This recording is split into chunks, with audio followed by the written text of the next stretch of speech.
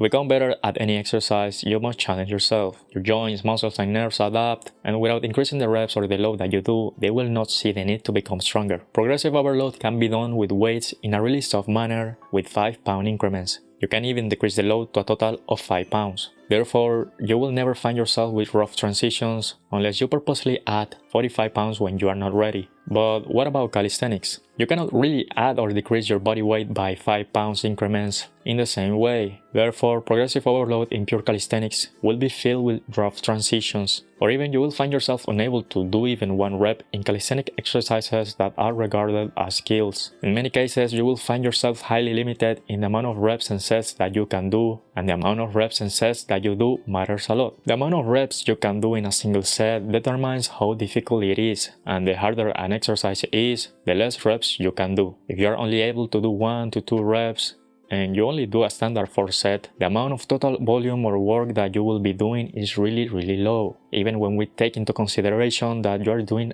a really difficult exercise. When you think about it, if you only do 4 sets of 1 rep, you will be only exposing your joints, muscles, and nerves to a total of 4 reps. If each rep takes you 3 seconds, then you will only be exposing your body to 12 seconds of work. If you only work 4 total reps in the movement pattern that you want to get better at, can you really expect a lot of progress? This is taking into consideration that the movement pattern cannot be done elsewhere because of their rough transitions. Not only that, but because most highly difficult calisthenic exercises are really heavy on load. Not only you are limited in the amount of reps and sets you can do because the difficulty or load is too high, but that also means that the frequency you can do those exercises is really low because of that, which inevitably results in less frequency done and less work done. For example, if you do a really heavy squat, you could argue the same. You are only doing 4 total reps. How is that going to help you? However, the difference is that if you are squatting really heavy, it means that you're already adapted to the movement pattern of the squat and everything that involves it.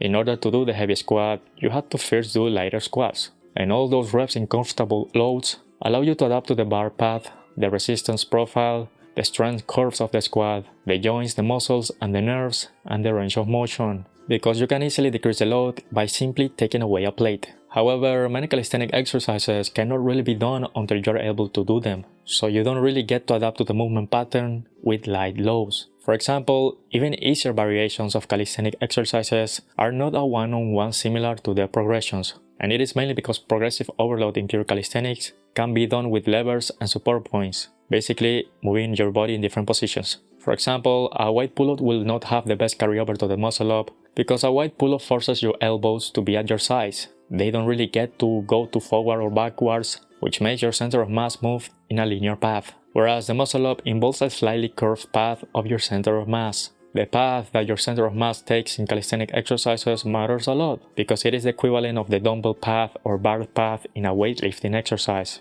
How the load travels during space can change how it feels and how difficult it is. This matters a lot because it makes the load or torque demanded of the exercises vary differently in the range of motion, which ultimately makes the exercise feel different. And if an exercise feels differently despite using the same joint movement, such as a shoulder extension in a muscle-up and pull-up, then it means that the nerves probably do not fire in the same way. The point is that because of rough transitions, we do not get to adapt to the movement pattern with light loads. We only get to adapt to some calisthenic exercises with the inherent difficulty, which in this case is a heavy load. When you take into consideration that we do not get to experience the real movement pattern of the exercise until we do the exact same movement pattern, and you add in the fact that the exercise is heavy, it means that the amount of work we can do is insanely limited. And maybe that is one of the reasons why progress in harder, more complex calisthenic exercises can feel so slow. To become better at something, you need to do it a lot of times. The more you do it, the greater adaptation, and obviously you will need to rest, but this still remains to be true. How do you overcome this lack of volume in heavy exercises? There are actually plenty of ways to increase the amount of work that you can do even in a really heavy exercise. The most simple one is to increase your total number of sets done. If instead of following a standard 4 set, you were to do 8 sets or even 12 sets of 1 rep, you can double or triple the amount of work that you do. In order to prevent excessive fatigue, just increase rest times accordingly. Rest 3 to 5 minutes or more.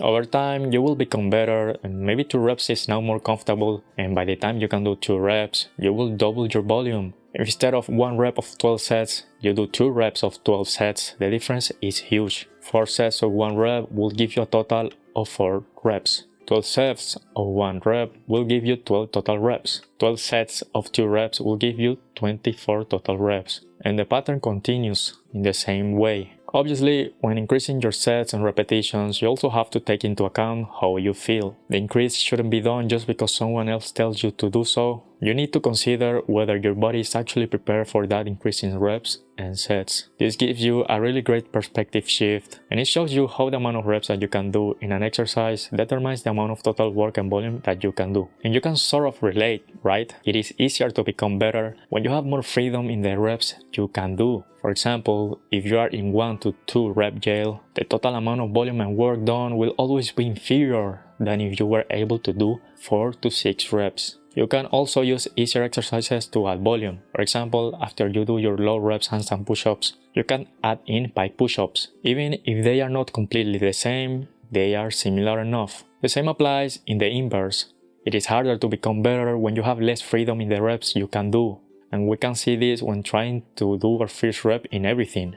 Whether it be your first dip ever or your first pull-up ever. Trying to get that first rep is a nightmare. Probably why negatives are recommended so much is because it allows you to do more work. In this sense, high difficult calisthenic exercises are so interesting because it works counterintuitive to the law of diminishing returns. You get more muscle in your first few years and then diminishing returns. It is also easier to become stronger if you're really weak. And after you reach a point, you get diminishing returns. However, in high difficult calisthenic skills, you don't even get to experience newbie gains. You seem to be facing a plateau already at the start, and only after you get more strength and freedom in your reps is when you get to see more progress, because it is easier to go from 2 reps to 4 reps than it is to go from 0 reps to 1 rep, especially if the load is really heavy. If you are in 0 to 1 or 2 rep jail, or want to become better in a harder and more complex calisthenic exercise, try to think about the total volume that you do in that exercise. Or if you are doing the movement pattern at all, or if a rough transition is heavily limiting your total volume. Total reps and sets matter, volume matters. The more you do something, the better you will become. If you are trying to become better at any calisthenic exercise, you must realize this.